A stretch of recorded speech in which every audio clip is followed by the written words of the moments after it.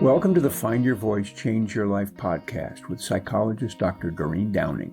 Listen in as Doreen interviews people who felt they didn't have a voice or who suffered extreme speaking anxiety. You'll hear stories about how they struggled to speak up, what they did to find their authentic voice, and the confidence they now feel to speak up and make an impact. If you want to get started right away to find your voice, download Doreen's free 7-step guide to fearless speaking at doreen7steps.com. And now, here is Doreen. Hi, this is Dr. Doreen Downing, host of the Find Your Voice, Change Your Life podcast. What I do here is interview guests who have a story about their voice, about not having it, about having a struggle to find it, and also what it's been like to finally feel the freedom of being able to tap into voice where it is inside. Of course, it's inside, it's not outside of us. So today I'm going to be interviewing DevSuroop Kaur, and she's a wonderful new friend of mine who is also into finding your voice, your authentic voice. So we're going to have a lot to share and to collaborate on and show you guys that the possibility of finding your voice. Hi, DevSuroop. Doreen, I'm delighted to be here. Thank you for the invitation. You sent a bio, so I'd like to read that just so people get a good sense of your background and what you do right now. DevSuroop Kaur helps soul-led entrepreneurs and speakers unlock the full potential of their authentic voice. With over 40 years of experience in executive business management, deep yogic practices, and music performance, she is a sought-after voice empowerment coach. Her clients benefit from a unique blend of Naad Yoga, the yoga of voice, by the way, and practical life and business experiences, driving profound personal and professional change. An influential entrepreneur and speaker, DevSuroop is also an accomplished chant leader and vocalist with internationally distributed albums spanning chant, meditation, jazz, and classical Indian kirtan. Wow. I'm glad I read it so that people can see the, ooh, it's a beautiful tapestry that comes together. You are a work of art, DevSuroop, already. That's really beautiful. Thank you so much. Yeah. Well, usually I start the conversation just grounding in what it was like growing up, because that's where we come into the world. We have our potential, and either it's recognized, seen, hello in there, let's help you grow, or it's tamped down or ignored or abused. There's so many ways in which the voice is hampered early on in our life. So I don't want to spend a lot of time there because I know your story has something to do with later in life. And that's what I want to highlight today. But I do also want to just hear about the foundation when you came in.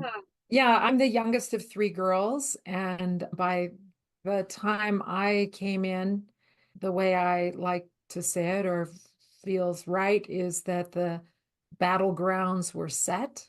And so being the youngest, I really, just like you're saying, all the ways that our voices get muted as a young person, that was very true for me. I didn't feel like I had the ability to come forward with my true, authentic, soft self and be embraced and heard. And with lots of reflection and therapy and all those kinds of things. I mean, I know it's not the intention of the people involved, and I love everybody very dearly. It's just what happened. I felt very silenced and then also very angry in my silence. Well, thank you. Thank you for painting the quick snapshot, and yeah, a little bit without going, but it's a frame, it's a blueprint in a way, how we organize ourselves relative to the outside world. And that first world is, our family is like the place the dinner table had already been set and Yeah. they made room for you, kind of, but it wasn't your playground. So the whole idea, though, is that from those early experiences, and you use the word silenced and muted, that there's a way in which that carries on as we start to move out into the wider world, which is school, and then into early adulthood. I'm not saying go quickly through that, but here you are in your family, and then you go into the more of a social environment. How did Right. you feel with peers, let's say in school? Yeah, so I call the moving from the what do you call it? Family of origin, that whole The dynamic, nest, the first. the nest, the first nest, into the phase two of being kind of moving out in the world and Yeah. my way. There was certainly a lot of resonance, of course, because I didn't have the skills and the tools to really understand how to come into my own truly. I didn't go to college right away. I experimented. I cleared hiking trails. I worked heavy construction. I worked on farms. I moved to Alaska. I did all sorts of different things to try to find my own being and myself. This was also a period of active addiction, of drinking and drugging and doing all the things to try to find my way. There was a lot of turmoil and challenge in that period. I had a lot of fun. I had a lot of great experiences, but there was a way that I was very, the word that comes to mind is shy, but it really wasn't shy. It was like I was afraid to speak. Mhm. Mhm. Well, So there's the homeopathy of that one. yeah, but what I just got there when you said shy and then you were looking for the word and then afraid to speak, it felt like you were on a search. That's what it was Yes. like. And you were searching, searching, searching, searching, searching. And you were searching for a self and some kind of alignment with yourself.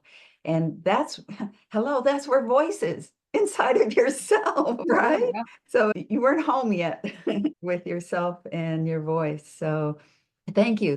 I felt the thread of the early childhood and you moving through early adulthood and then early 20s. This was a big moment for you. You found something there. So tell us about Yeah. that. Yeah. And so what happened in my early 20s, 22, 23 in there, first of all, I quit drinking.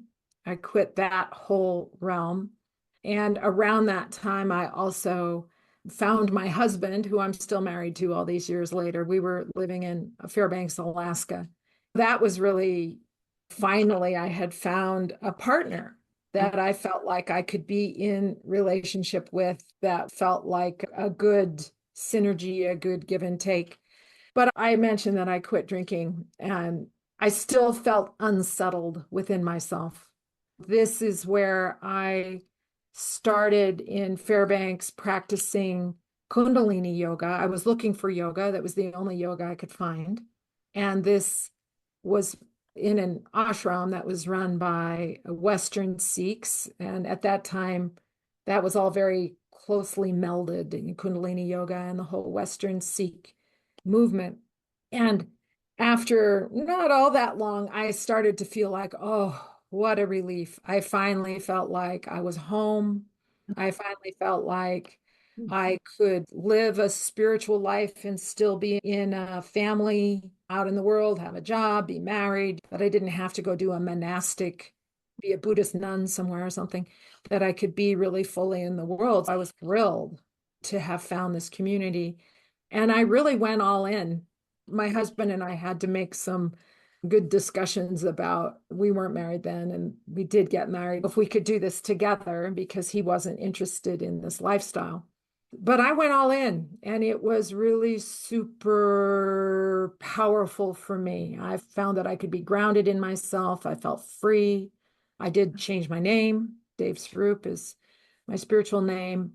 I wore white and dressed in a turban and really, really, really got deeply in that community. I think from a voice perspective, what was super powerful, Doreen, is that I got deeply into music, singing and chanting and Naad Yoga, the yoga of sound. I got deeply into all of that and became a yoga teacher trainer. Simultaneously had an executive life. So both things, all things were going on at the same time. It was a great era. It was great in many ways. There's a life, but that was. But to me, it felt like the best of both worlds, the external world where you are productive in doing, hopefully it was good work. It was executive. I don't know what exactly it was, but you were engaged and you must have been making a living. Yeah, definitely. Money coming in, but also the soulfulness of what yoga and what spirituality can do. The other thing that I felt was around community. You had not just this work around yoga and being more spiritual, whatever those principles meant in your life and how you lived them out, but you were in I guess, a family. Yeah, absolutely. And it was a very, very good life for me.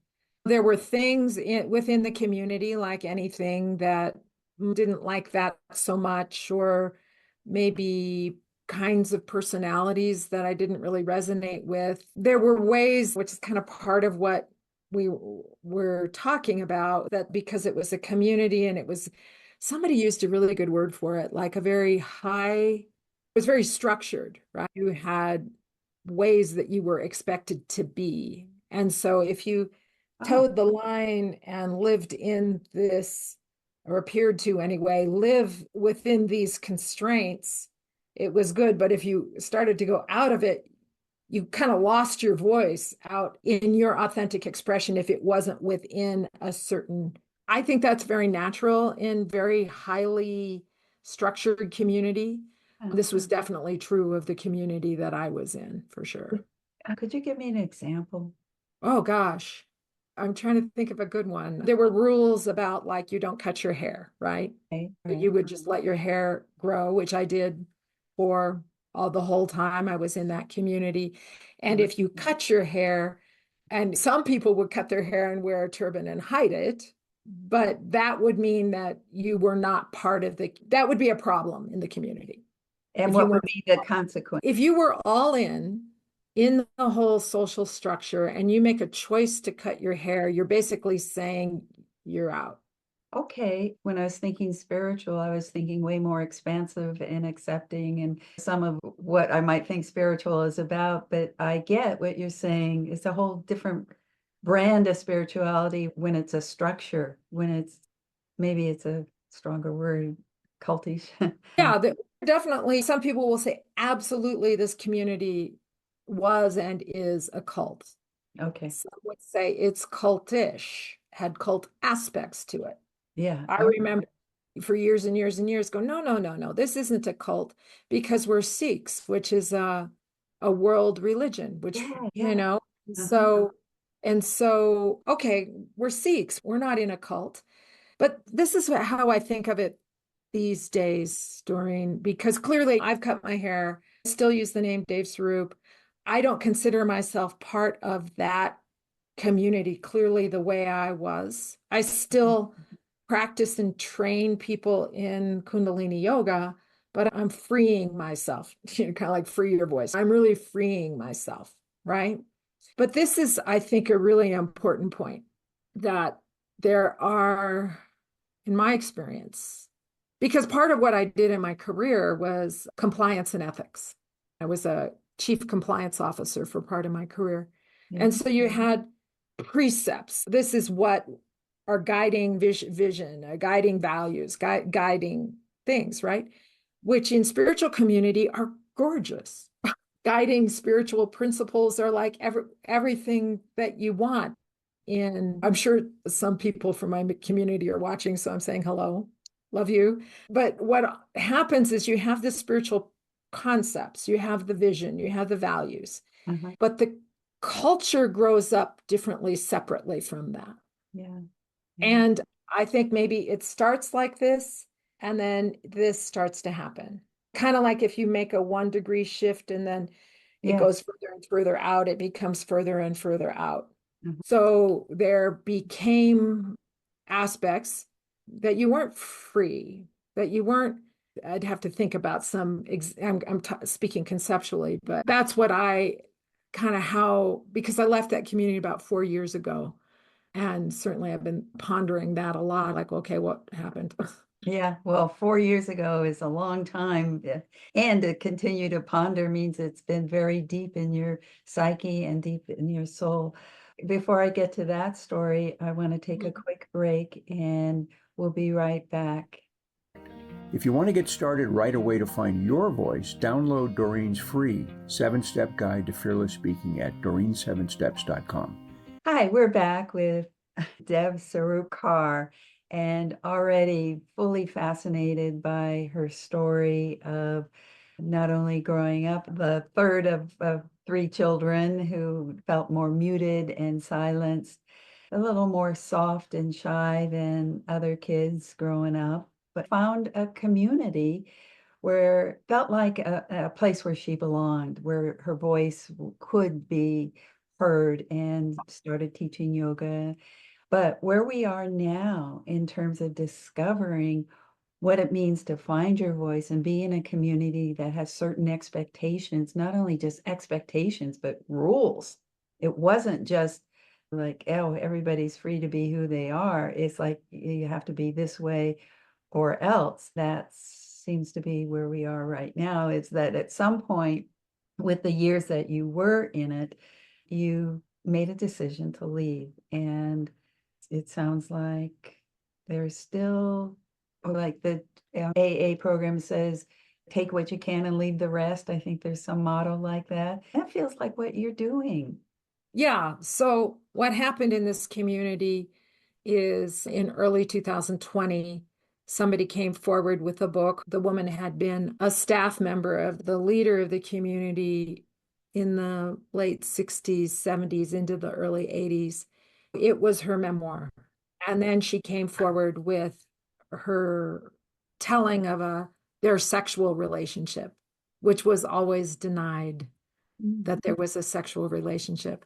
Then what happened? This was right when the pandemic was starting. So the pandemic and this happened at the same time. Many, many, many people came forward with stories. It became very much a Me Too sort of thing, where various staff members came forward and said, yes, I was in a sexual relationship. Some claimed or came forward that it was an abusive sexual relationship, coercive sexual relationship. Many, many children came forward who are now adults saying things that had happened in the school environment, because many children went to school in India. It was this big explosion of, and I had a tipping point. There was rumors all these years, and people would leave the community and you go, oh, okay, well, they left. And you'd hear rumors, but I never had a full tipping point where I went, oh my gosh, wow. Yeah. Things were going on that it was true. And there's a few people where I go, whoa, if they said this, whoa, right? Like I could really, really believe it. So I started in this community when I was 23. I was 60, I think, when this came forward. Yeah. So it was like, No wonder. I can't do it. So had I stayed, Doreen, talk about muting your voice. Yeah. Yeah. Talk about not being able to say, look, I know this happened now. I know certain things happened. Yeah. I cannot live with that. I cannot pretend. I can't pretend. I can't be in community where the predominant attitude is it didn't happen. But that's a lie. It's a lie. I just can't do it. So I've been on a journey since. This is phase 4 now of my life, where, okay, who am I deeply now? Who am I really, without the comfort of leaning into community that did give me tremendous value? It's a I want to say recreation, but it's fortunately, I have the opportunity to, I'm 65. I just turned 65, right? Fortunately, I'm still around, that I have this opportunity to, like you mentioned, the little person at the very, very beginning that comes in, and sometimes that child is nurtured into its excellence, and sometimes the situation is way too overwhelmed to recognize that beautiful being. Now I get to really, really recognize that beautiful being. Yeah, I recognize you, your beautiful being. That's partly why I invited you and want you to share your story here so that other Yeah. beautiful beings can hear the possibility of it's never too late to come out of hiding. I said hiding because maybe you didn't even know that's what that was for you. But when you woke up, you had a choice. And that was the coming to terms moment. They call it the coming to Jesus moment. To Jesus. Yeah. I came to Jesus in Yeah. but coming to Jesus. Yeah. Yeah. And that choice moment, wow, that had to draw something from who you truly are, because that's voice. It's a voice saying, no, I am leaving, taking what I want and dropping the rest. And it's the sorting process too, is what I see that you've been doing. Yeah. Yeah. And I'm kind of tired of it. I remember one of the things I said early on, and I keep on remembering early on, meaning 2020, when I was saying, okay, I can't do this. Like the two short-term decisions that would have been the easiest in the short term was to not believe all these people that were saying they were harmed. That would be easy in the short term because I wouldn't have to change anything, right? The other easy one is to deny any value that I had experienced in all of those years and value in the technology and the teaching and all of that. So in the short term, those two things would be easiest, Yeah. but they would be harder in the long term because I wouldn't have really dealt with everything. Yeah. So the harder thing in the short term is to be in there in that sifting and sorting process, which I am still in. Mhm. But in the long term, that's the better choice. Honestly, I'm kind of tired of it. It's kind of like, okay, can we just go? Maybe phase 4 is the sifting and sorting, and phase 5 means I'm still recognizing the whole breadth of my life, and I'm moving now into the new expression of myself. You just said it. Wow. It's like a threshold. You're there. Yeah. Ooh. Yeah. What a process. Yeah. Beautiful, beautiful. Well, thank you. This is very profound for me to sit with you today. I'm getting all sorts of little goosebumps on my skin because it feels so real, so true, so authentic. We're almost done, so I want to, though, come back to what you currently do. We'll have show notes and also how people can find you, but just give us something about, I know you do master classes and your work is about voice, and so tell us something about that. Yeah, well, through my life, being a musician and being a yogi and also being an executive, I've learned so much about so many techniques and so much about how to activate your own true, deeply authentic voice. You and I both do this, but we have different ways of doing it. And I do it deeply from the innate capability of the physiology, the Western physiology and the yogic physiology, the subtle physiology of the being, to tap into that strength and power of the authentic self and allow the voice to come from that.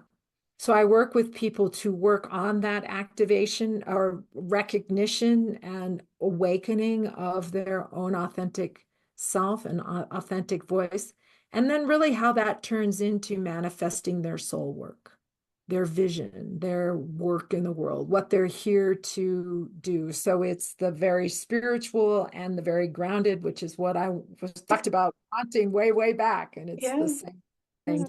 But your own flavor on your own terms. Thank you so much. Before we end, I like to just open up the space for you to listen and see how you would want to leave our time together and what might want to. When you listen into this moment of life where we're in this shared experience together, is what comes to be said before we leave? I'm grateful for connection. I'm grateful for the opportunity that for you and I to get to know each other as a beautiful example of connection, and the different ways that I see that in the example with you, and just that the other things in my life that are really, truly, deeply authentic, and acceptance of the authentic self, the authentic you, the authentic me, the authentic person next to me, and giving us all freedom to have voice for that, who we are. So true, honest, heartfelt connection and recognition of the authentic self, the soul. Nothing to say after that except for beautiful, beautiful, meaningful moments shared with DevSuroop today. Thank you so much. Thank you, Doreen. Grateful. Thank you for being with us today for this episode of Find Your Voice, Change Your Life. Each person Doreen interviews shares what has helped them find their voice. You can learn from these guests and find your voice so you can be confident to speak up and speak out. And remember to download Doreen's free 7-step guide to fearless speaking at doreen7steps.com. We hope you enjoyed the show and will return next time. Until then, goodbye for now.